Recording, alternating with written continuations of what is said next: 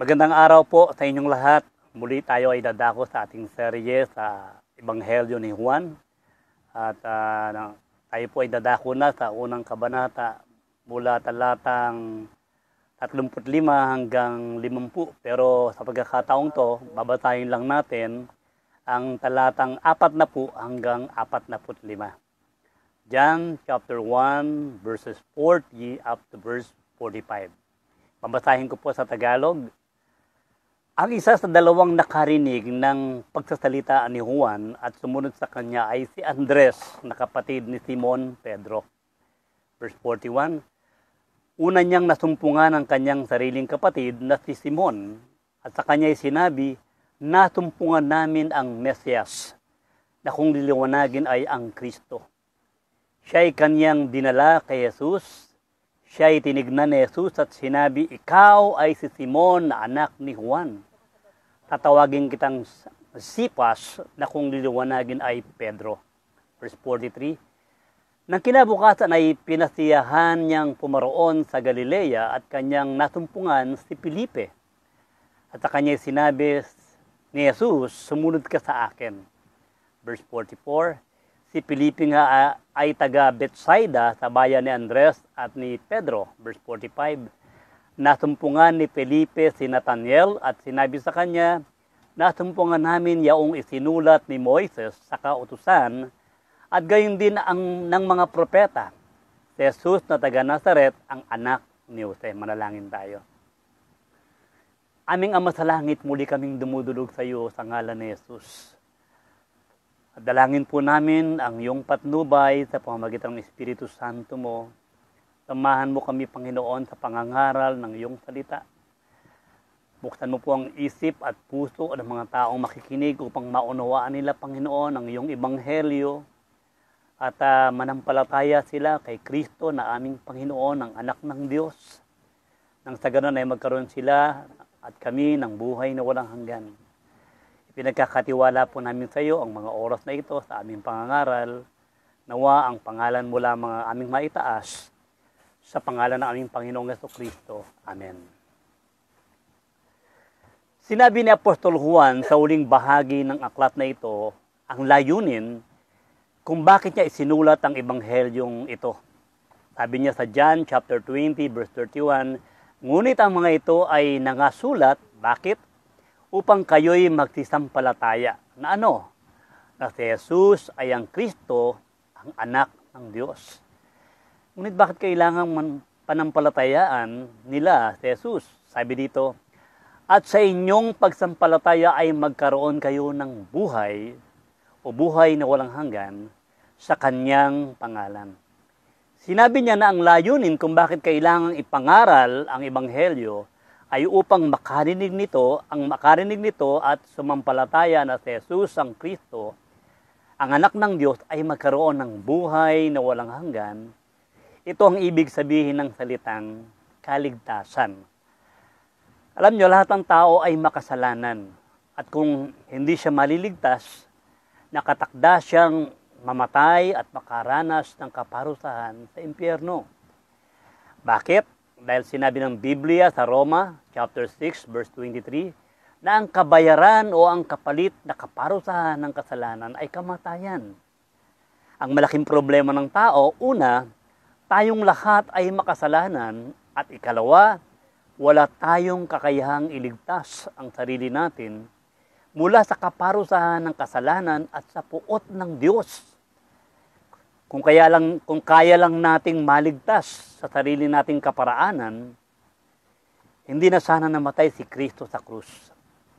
Ito ang dahilan kung bakit ang anak ng Diyos na si Kristo ay nagkatawang tao upang bayaran niya ang ating mga kasalanan sa pamamagitan ng kanyang kamatayan sa krus at upang maging posible ang kapatawaran at kaligtasan ng tao mula sa parusa ng Diyos sa pamamagitan ng pananampalataya kay Kristo at sa kanyang ginawang pagliligtas sa krus. Bakit? Dahil hindi natin kayang iligtas ang ating sarili mula sa kaparusahan ng kasalanan. Kung kaya sa talatang ating binasa, pinasimulang ipaliwanag ni Apostol Juan kung paano naliligtas ang tao. Sinasabi ng mga talatang ito kung paano naligtas ang mga unang alagad na sa huli ay naging mga apostol ni Kristo. Sila ay ang unang dalawang alagad ni Juan Bautista na si Andres at na si Juan na sumulat ng ebanghelyong ito. Si Pedro, si Felipe at si Nathaniel na kilala rin bilang Bartolome. At alam nyo, sa 6 na talatang ating binasa mula verse 40 hanggang verse 45, 5 beses ginamit ang salitang nasumpungan. Nang ibig sabihin sa mas mababaw na Tagalog ay natagpuan. Ipinapakita nito ang kahalagahan ng salitang nasumpungan o natagpuan sa usapin patungkol sa kaligtasan. Alam nyo, logically, kapag sinabing natagpuan, ipinahihiwatig nito ang salitang hinanap. Dahil hindi mo naman matatagpuan ang isang tao kung hindi mo hahanapin. Una, sinabi sa verse 41 na natagpuan ni Andres ang kanyang kapatid na si Simon Pedro na kanyang hinanap. Ikalawa, hinanap ni Andres ang kapatid niyang si Pedro para ibalita dito na natagpuan na nila ang Mesyas na kanilang hinahanap. Ikatlo, sa verse 43, natagpuan naman ng Panginoong Yesus si Felipe na kanyang hinahanap. Ika-4, sa verse 45, matapos matagpuan ng Panginoon si Nathaniel at natagpuan niya rin ito. Ika-5, sinabi ni Felipe kay Nathaniel na natagpuan nila ang Mesyas na kanilang hinahanap. Tanong, bakit sinabi ni Andres kay Pedro at bakit sinabi ni Felipe kay Nathaniel na natagpuan na nila ang Panginoong Yesus na siyang Mesyas o Misaya? Logically, pwede nating sagutin na kaya natagpuan ni Andres at ni Felipe ang Panginoon dahil hinanap nila ito. Tanong uli, si Andres ba at si Felipe ang unang naghanap sa Panginoon? O ang Panginoon ang unang naghanap sa kanila? Ano ang tamang sagot? Sa ating kasalukuyang panahon, sinasabi ng marami na kaya sila naligtas ay dahil sa hinanap nila ang Panginoon. Para bang sinasabi nila na kung hindi nila sinimulang pagsikapang hanapin ang Panginoon, ay hindi sila maliligtas. At kapag sa ganitong kaisipan tayo napupunta, lumalabas na tayo ay naligtas hindi dahil sa biyaya, kundi dahil sa ating sariling pagsisikap na hanapin ang Panginoon. Ano ba ang katotohanan ng sinasabi ng Biblia? Tayo ba ang unang humanap sa Panginoon para tayo maligtas? O ang Panginoong Yesus ang unang humanap sa atin para tayo iligtas? Alamin natin ang kasagutan ng Biblia sa pamamagitan ng pakikinig sa mensaheng ito na pinamagatang How Salvation Works. How Salvation Works. Paano nagaganap ang kaligtasan?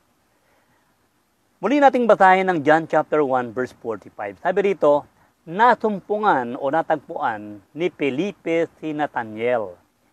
At sinabi sa kanya, nasumpungan namin o natagpuan namin yaong isinulat ni Moises sa kautusan at gayon din ng mga propeta. Sino yun? Si Jesus na taga Nazaret, ang anak ni Jose, yun yung kanilang natagpuan. Sa talatang ito, sinasabi ni Felipe kay Nathaniel na natagpuan nila si Jesus na taga Nazaret. Ang ibig bang sabihin nito ay natagpuan ni Felipe ang Panginoon at hindi ang Panginoon ang nakatagpo kay Felipe? Para maunawaan natin, umatras tayo ng pagbabasa sa verse 43. Sabi rito, the next day, Jesus decided to go to Galilee. He found Philip and said to him, follow me.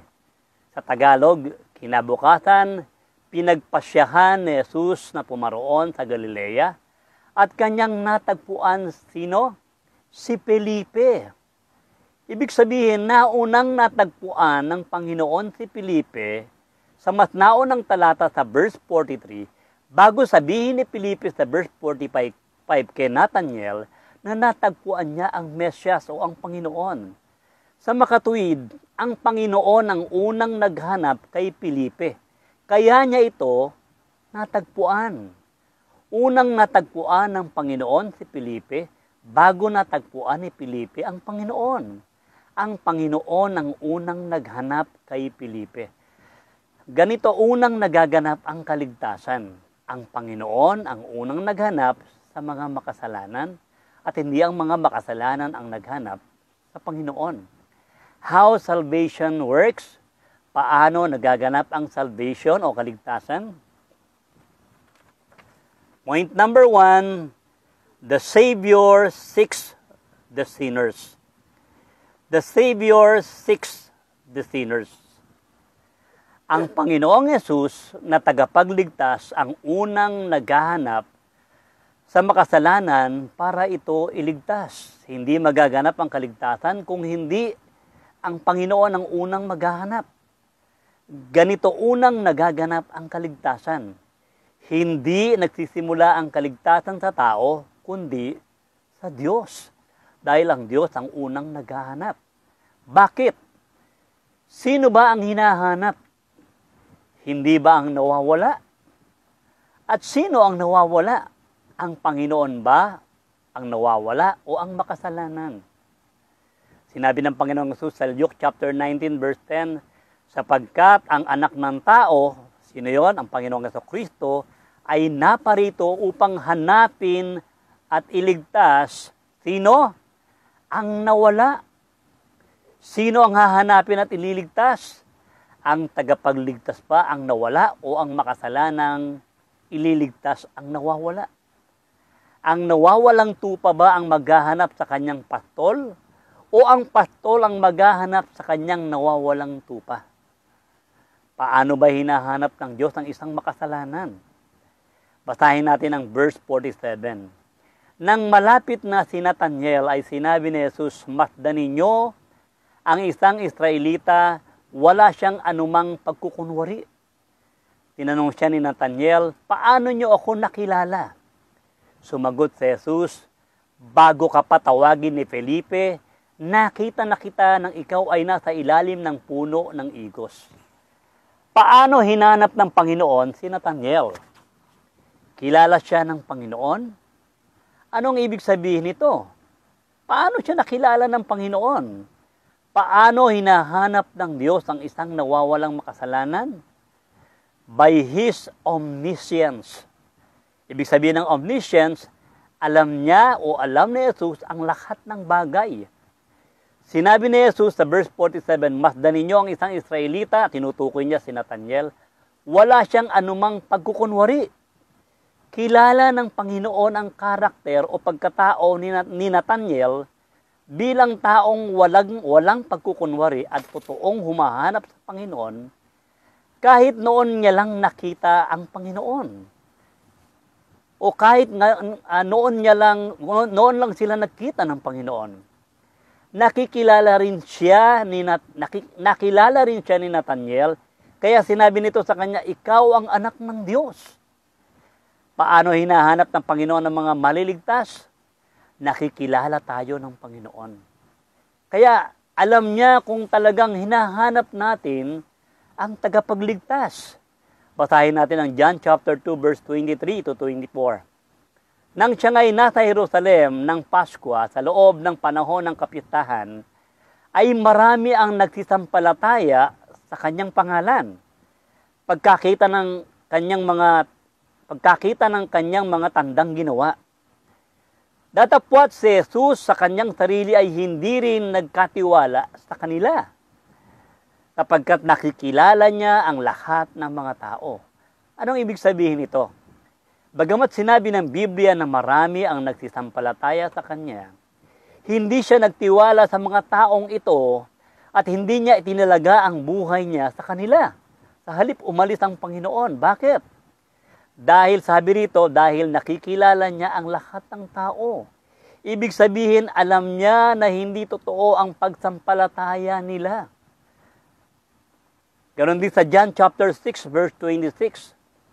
Sinagot sila ni Jesus at sinabi, katotohanan sinasabi ko sa inyo, ako'y inyong hinahanap, hindi dahil sa inyong nangakitang mga tanda, kundi dahil sa kayo'y nagsikain ng tinapay at kayo'y nangabusog. Sinasabi ni Lord, alam ko ang motibo nyo kung bakit nyo ako hinahanap.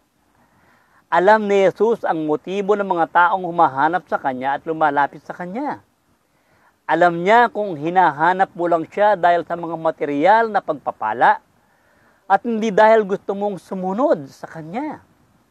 Sinabi din ni Apostol Pablo sa Philippians chapter 2 verse 21, "For they all seek their own interests, not those of Jesus Christ." Sinabi ni Pablo na may mga taong ang hinahanap lang ay ang sariling kapakinabangan at hindi si Kristo ang totoong hinahanap. Ituloy nating basahin ng John chapter 1 verse 48. Sinabi sa kanya ni Nathanael, "Saan mo ako nakilala?" Si Jesus ay sumagot at sinabi sa kanya, "Bago ka tinawag ni Felipe, nang ikaw ay nasa ilalim ng puno ng igos, ay nakita kita." Ipinakita ni Kristo ang kanyang kapangyarihan bilang anak ng Diyos, bilang ikalawang persona ng Diyos at bilang Diyos na nagkatawang tao. Diyos na may kakayahang gawin ang anumang bagay. Hindi lang siya omniscient o nakakaalam ng lahat ng bagay, kundi siya rin ay omnipotent o may kapangyarihang pangyarihin ang anumang bagay gaano man ito kaimposible kapag ginusto niya. Paano hinahanap ng Diyos ang mga maliligtas? By His omnipotence. Paano nagawang makita ng Panginoon si Nathanael sa ilalim ng igos bago pa ito tawagin ni Felipe? Sa verse 40 hanggang verse 42, nang dalhin at ipakilala ni Andres ang Panginoon, sa Panginoon ang kanyang kapatid na si Pedro, sinabi ng Panginoon kay Pedro sa verse 42, "Ikaw ay si Simon na anak ni Juan. Tatawagin kang Sipas na kung liliwanagin ay Pedro." Hindi pa man ipinapakilala ni Andres ang pangalan ng kanyang kapatid, dinala niya ang kanyang kapatid na si Simon Pedro sa ating Panginoon, pero hindi pa ipinapakilala ni Andres ang Panginoon sa kanyang kapatid, ay nakilala na siya ng Panginoon. Na siya si Simon na tatawaging Pedro na ang ibig sabihin ay matibay na bato. Alam ng Panginoon kung sino si Pedro. Alam ng Panginoon ang katangian ni Pedro bago pa ito ipakilala ni Andres. At dito ipinapakita ang kapangyarihan ng Diyos. Siya yung omnipotent God. Alam ng Panginoon maging ang katangian ni Pedro bilang mahina, mabilis matukso at mabilis bumagsak. Ngunit walang imposible sa Panginoon, kaya kayang-kaya niyang gawing bato o matibay na mananampalataya si Pedro. At yun ang ibig sabihin ng Panginoon nang sinabi niyang tatawagin kang Pedro. Paano hinahanap ng Diyos ang mga maliligtas? Ang hinahanap ng Panginoon ay yung totoong siya ang hinahanap at hindi lang pansariling kapakinabangan. Alam ni Kristo ang lahat ng bagay, maging ang laman ng ating isip at ang ating motibo. Maaaring ikaw ay katulad ni Pedro na mahina, padalos-dalos at mabilis bumaksak. Ngunit maaari ka ring piliin at gamitin ng Diyos dahil may kapangyarihan ng Diyos na baguhin ang ating kahinaan at gawin kang matibay na mananampalataya. Sinabi ng Panginoong Hesus sa John chapter 15 verse 16, "Hindi ninyo ako pinili. Kayo ang pinili ko upang kayo ay magbunga at manatili ang inyong bunga." Paano nagaganap ang kaligtasan? Ang Diyos ang unang pumili sa atin. At hindi natin pwedeng sabihin, pinili natin ang Panginoon. Hindi natin maaaring sabihin sa Panginoon, "Panginoon, saka ko na lang ikaw pipiliin kapag handa na ako, kapag sawa na ako sa kasalanan." Kung hindi, unang kikilos ang Panginoon at hindi tayo kaaawaan, hindi tayo maliligtas. Paano natin sasabihin sa Panginoon, "Panginoon, saka na lang kita pipiliin kung bukas o makalawa mamamatay ka na"? Ang Diyos lang ang magtatakda kung kailan mo siya pipiliin. Paano nagaganap ang kaligtasan? The Savior seeks the sinner. Ang Diyos ang unang maghahanap sa atin. Alam nyo na nagkasala si Adan. Hindi hinahanap ni Adan ang Diyos. Ang Diyos ang unang naghanap kay Adan. Kaya ganun din. Maliligtas tayo kung ang Diyos ang unang maghahanap. Kaya tayo ay umaasa sa biyaya ng Panginoon. Para sa ikalawang puntos, basahin muli natin ang verse 43. Sabi rito,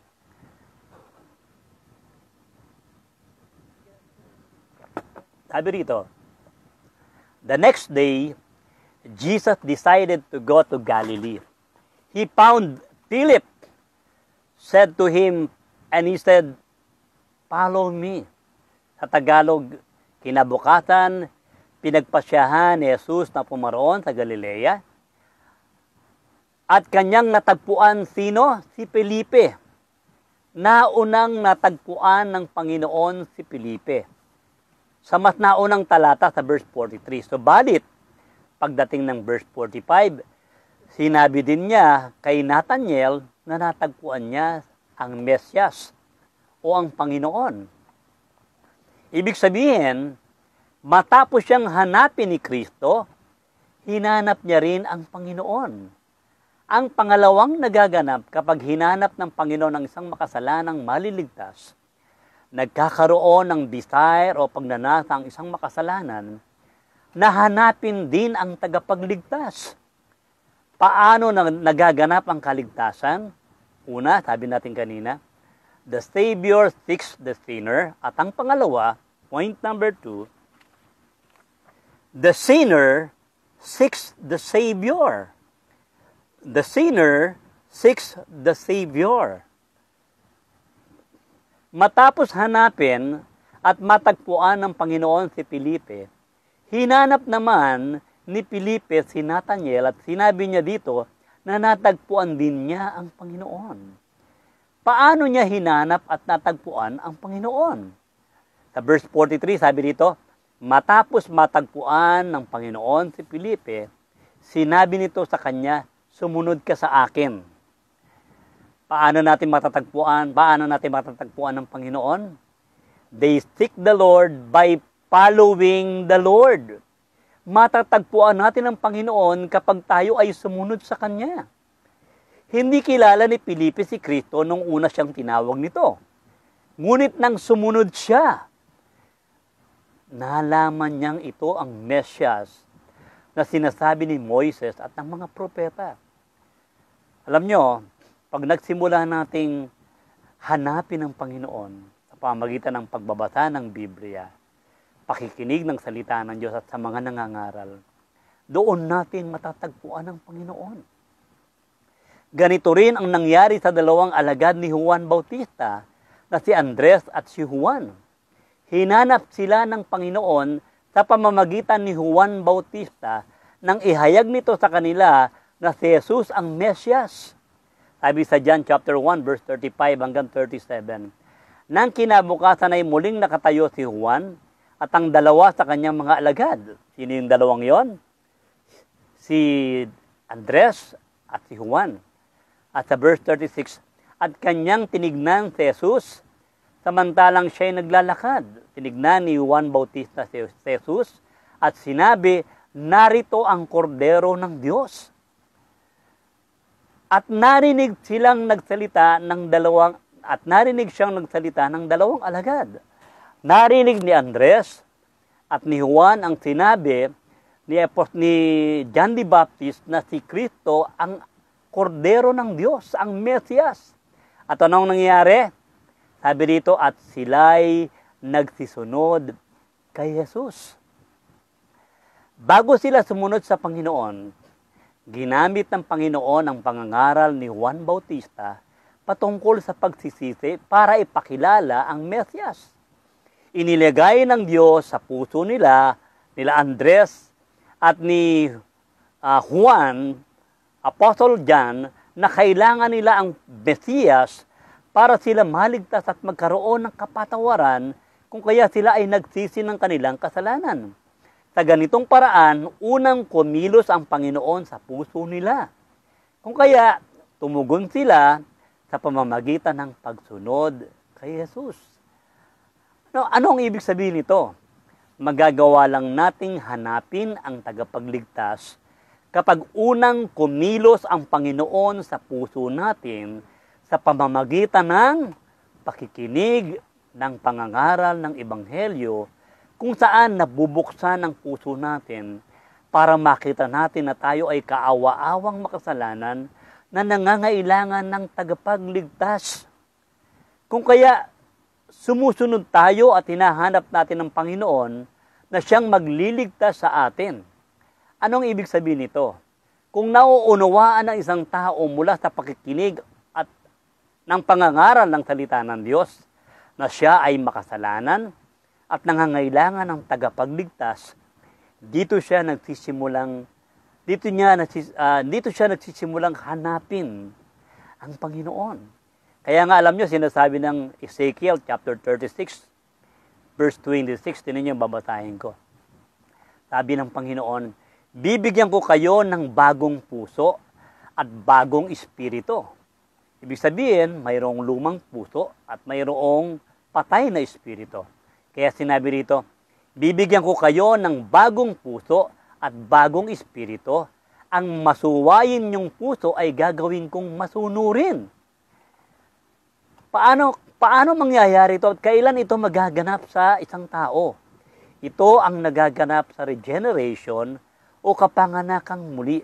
Habang ipinapaliwanag o ipinapangaral ang Ebanghelyo, kumikilos ang Diyos at binibigyan sila ng Diyos ng bagong espiritu at bagong puso sa kapanganakang mag-uli upang magkaroon sila ng pagnanasang sumunod sa Panginoon, upang magkaroon sila ng pagkaunawa sa kanilang kalalagayan na sila ay makasalanan at upang hanapin nila ang Panginoon.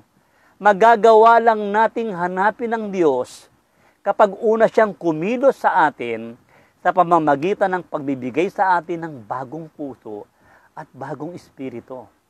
Oo, minsan sinasabi natin na hinahanap natin ang Panginoon. Oo, sinasabi natin na nagdesisyon tayong hanapin ang Panginoon. Pero alam niyo ba na bago natin hanapin ang Panginoon, bago tayo magkaroon ng desisyon na hanapin ang Diyos, binago muna ng Panginoon ang ating puso. Binigyan niya muna tayo ng bagong puso at bagong espiritu upang nasahin nating hanapin ang Diyos.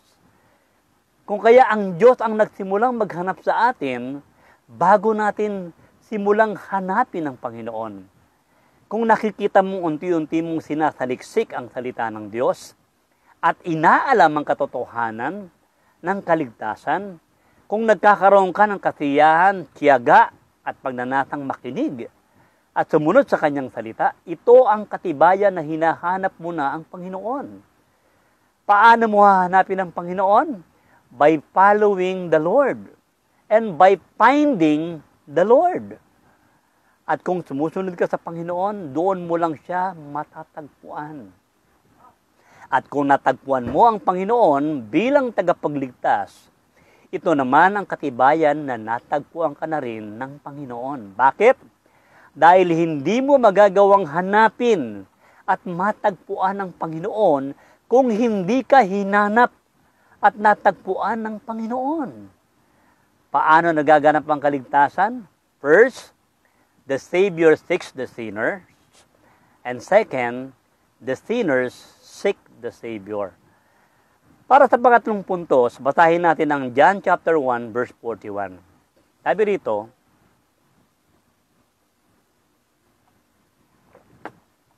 una niyang nasumpungan ang kanyang sariling kapatid na si Simon, ang tinutukoy dito ay si Andres.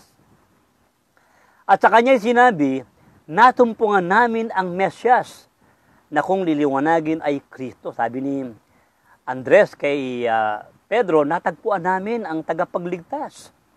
At sa verse 42, siya ay kanyang dinala kay Jesus.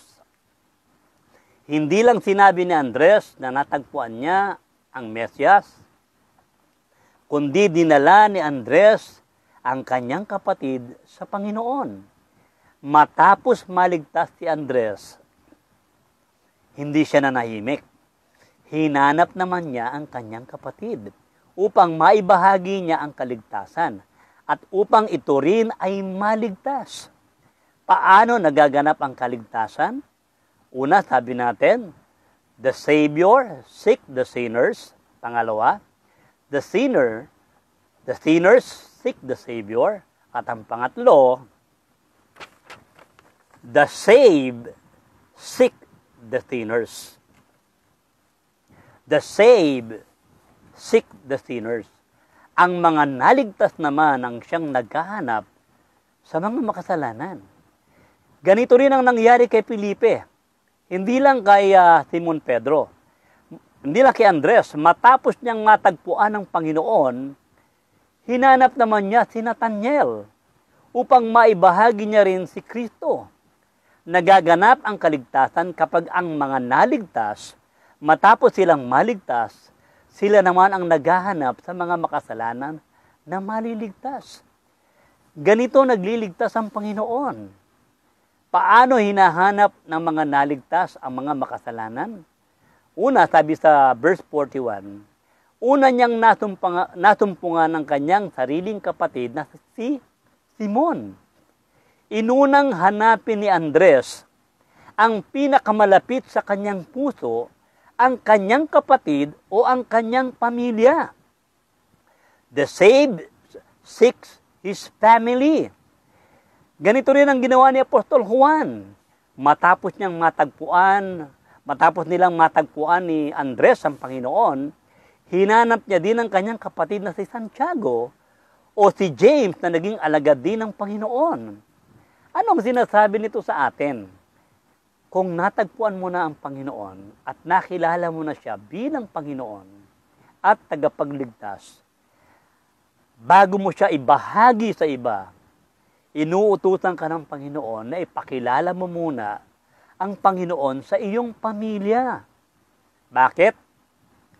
Dahil iyon ang kalooban ng Panginoon, ang makilala ng iyong mga anak, ng asawa mo, ng kapatid mo, o ng mga magulang mo ang Panginoon.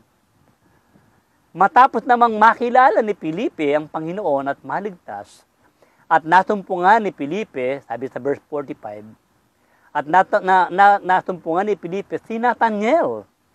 Si Nathanael ay kaibigan ni Felipe. The saved seeks his family, and the saved seeks his friends. Bago ipakilala ni Felipe ang Panginoon sa ibang tao, ipinakilala niya muna ito sa mga taong malapit sa puso niya. Matapos sa pamilya, ay sa kaibigan din naman.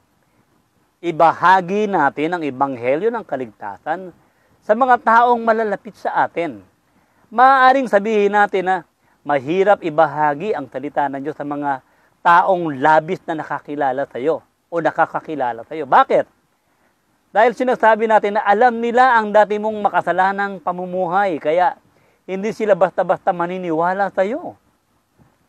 Ngunit sa isang banda, sila din ang pinakamadaling bahagian ng salita ng Diyos, lalo na at nakita nila kung paano ka binago ng Panginoon. Bukod pa sa nandoon ang pagnanasa mong maligtas sila, dahil hindi sila iba sa iyo at dahil masakit para sa iyo kung sila ay mapapahamak.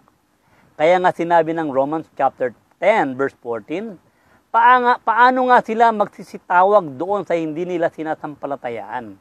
At paano silang magsisisampalataya sa Kanya na hindi nila napakinggan? At paano sila mga kikinig na walang tagapangaral?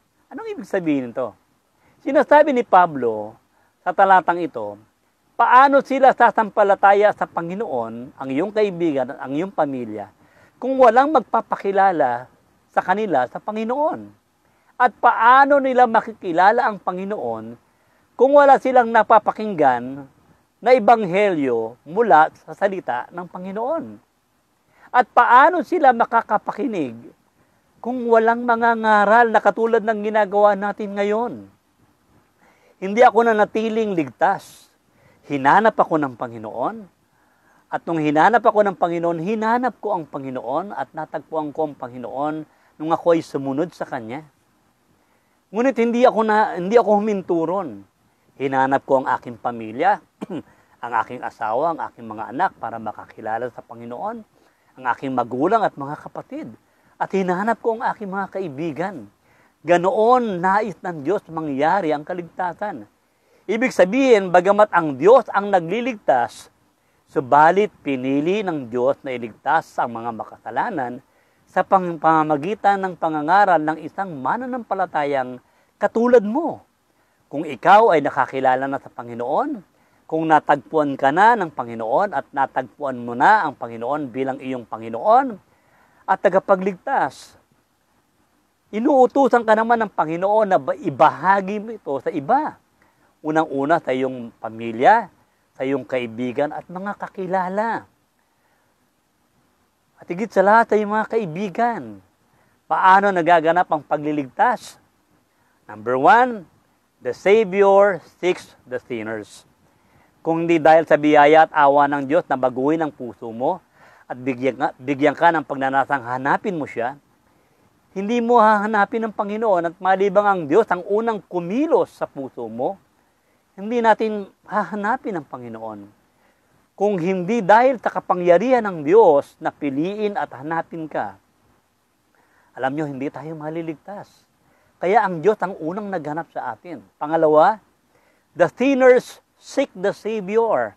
Matapos kang hanapin ng Panginoon sa pamamagitan ng pakikinig mo, ng pangangaral ng salita ng Diyos, babaguhin ng Diyos ang puso mo upang hanapin mo siya sa pamamagitan ng pagsunod sa Kanya.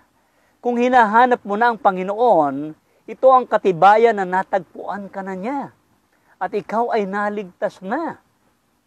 At number 3, the saved seeks the sinners. Matapos kang maligtas, nais din ng Diyos na iligtas mo, unang-una ang iyong mga mahal sa buhay sa pamamagitan mo. Ang iyong mga kaibigan sa pamamagitan ng iyong patotoo at ng binagong buhay at sa pamamagitan ng pagbabahagi mo ng salita ng Diyos sa kanila. Manalangin tayo. Panginoon, salamat po sa iyong awa, sa iyong biyaya. Dahil hindi po kami maliligtas kung hindi mo kami hinanap, kung hindi mo kami kinaawaan, kung hindi mo kami pinili, Panginoon. Hindi ka namin hahanapin kung hindi ikaw ang unang naghanap sa amin. Salamat din, Panginoon, sapagkat nilagay mo sa aming mga puso ang aming katatayuan bilang makasalanan at nakita namin na kami ay nangangailangan ng tagapagligtas. Kaya hinanap ka namin. Kami sumunod sa iyo.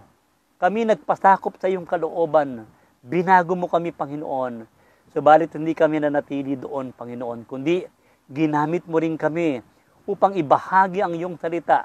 Unang-una sa aming mga mahal sa buhay at pangalawa sa aming mga kaibigan. Panginoon, dalangin ko po, magligtas ka po sa oras na ito. Alam ko po, Panginoon, habang ipinapangaral ko ang salita mong ito, hinahanap mo, Panginoon, ang mga makasalanan. At sino mang nakikinig sa oras na ito, Panginoon, ay hinahanap ka naman nila, Panginoon. At sa iyong kapangyarihan, Panginoon, ikaw po ang magliligtas sa kanila upang sa ganon, sila naman ang gamitin mo upang iligtas din ang kanilang mga pamilya at ang kanilang mga kaibigan. Nang sa ganon, Panginoon, sa iyo namin maibalik ang lahat ng kapurihan at pasasalamat sa pangalan ng aming Panginoong Jesucristo. Amen.